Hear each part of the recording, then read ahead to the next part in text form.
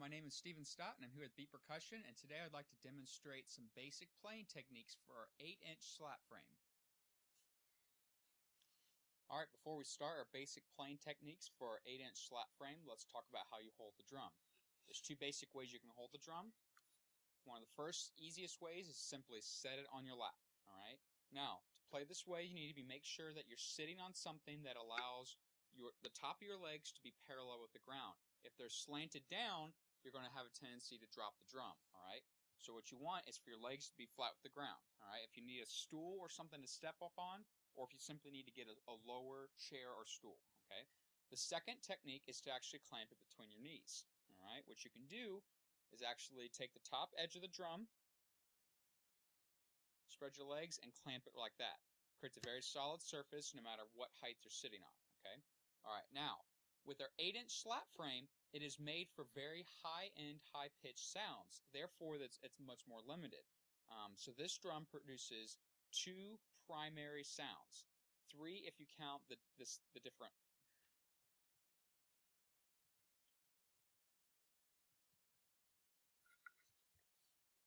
All right, before we talk about basic playing techniques of the 8-inch slap frame, let's talk about how you hold the drum. The first technique is to actually set it on your lap. But to do this, you need to make sure that you're sitting on a chair or stool that allows the top of your leg to be parallel with the ground. If it's too high, it's going to slide back. And if your legs are too low, then it's actually going to slide off of your legs, and it's going to be hard to play it. All right, so make sure that your legs are parallel. Another way is you can actually take the top part of the side and actually clamp that between your knees. All right, and that gives you a nice, good, rigid hold onto the drum. All right, now, the 8-inch slap frame is small and does very well at producing high, crisp sounds. Now, therefore, there are still 3 basic sounds, but these are all high-end sounds, all right? Now, all 3 of these sounds are going to involve the same basic playing techniques.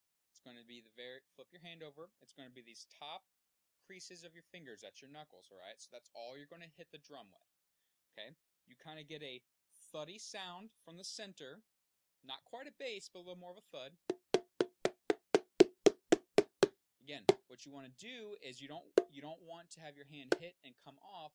What you want is to have your hand hit and stay. All right, you don't have to hold it for 4 or 5 seconds, but there's a difference between a bounce off and the thud hit.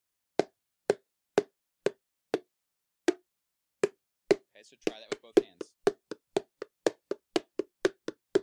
All right, now, the second sound that you produce is actually going to be one of the 2 edges, all right? Now again, with all Beat Percussion's plywood heads, because it has a grain running through it, you actually have 2 different slap sounds, all right? These will be 2 of our basic sounds, all right? So pick the edge closest to you, all right? Again, you're going to use just your knuckles, and here, instead of hitting and holding, you're actually going to allow your hands to bounce off. Now, start with the very corner, tap on it, but slowly rotate your hands up onto the drum. You're going to get a good amount of energy on your hits, and there you found it. Again, just a ½ inch or so in from the very top edge. Again, to get a good crisp sound, only be using those knuckles and make sure you're getting a good firm hit. Alright, the third basic sound is going to be the adjacent slap edges, okay? Again, come in slightly from the edges. And you found it. Again, hear the 2 different sounds.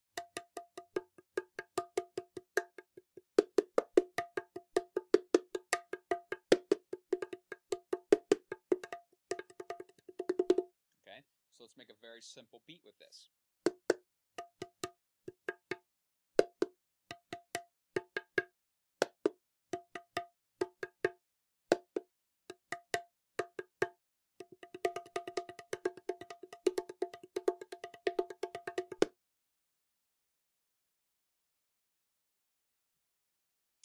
Well, those are some basic playing techniques for our 8-inch slap frame. Again, I'm Steven Stott, and this is Beat Percussion. Thank you.